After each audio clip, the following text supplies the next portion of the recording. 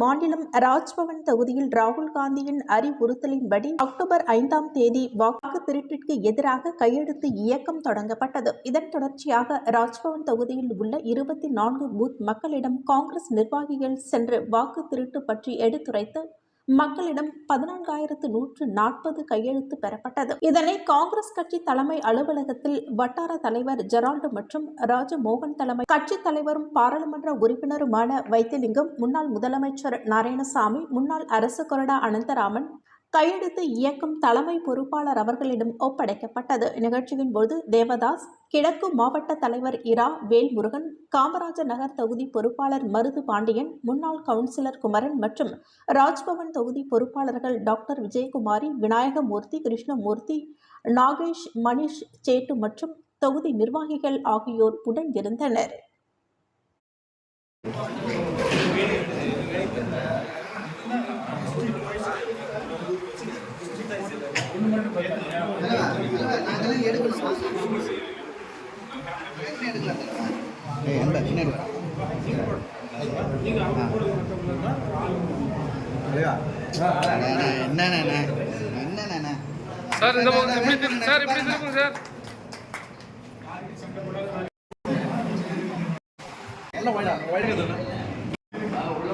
புதுச்சேரி உழவர்கரை தொகுதிக்கு உட்பட்ட அரும்பாத்தபுரம் பகுதியில் அமைந்துள்ள பத்மாவதி மருத்துவமனையில் அதிநவீன மூட்டு மாற்று அறுவை சிகிச்சை இயந்திர மையத்தின் திறப்பு விழா சிறப்பாக நடைபெற்றது.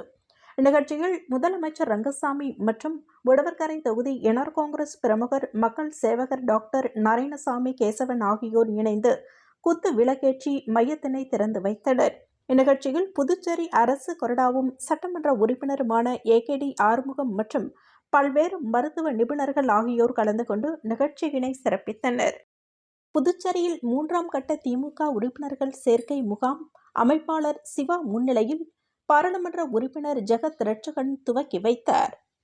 புதுச்சேரி இணையவழி காவல் நிலையத்தில் நடைபெற்ற மக்கள் மன்றத்தில் முதுநிலை காவல் கண்காணிப்பாளர் நித்யா ராதாகிருஷ்ணன், காவல் கண்காணிப்பாளர் ஸ்ருதி, ஆய்வாளர் தியாகராஜன் மற்றும் இதர காவலர்கள் கலந்து கொண்டனர். 25க்கும் மேற்பட்ட பொதுமக்கள் கலந்து கொண்டு தங்களுடைய வழக்குகள் சம்பந்தமாக குறைகளை தெரிவித்தனர். மேலும் பொதுமக்கள் தவறவிட்ட 20 செல்போன்கள் கண்டுபிடிக்கப்பட்டு உரியவர்களிடம் ஒப்படைக்கப்பட்டது. அதன் மதிப்பு சுமார் 6 லட்சம் ஆகும். இந்திய கம்யூனிஸ்ட் கட்சி மற்றும் ஏஐடியூசி தொழிற்சங்கத்தில் இருந்து விலகுவதாக சேது செல்வம் அறிவித்துள்ளார். முன்னாள் சட்டமன்ற உறுப்பினர் நாரா கலைநாதன், மாநில செயலாளர் சலீம் மீது பரபரப்பு குற்றச்சாட்டு.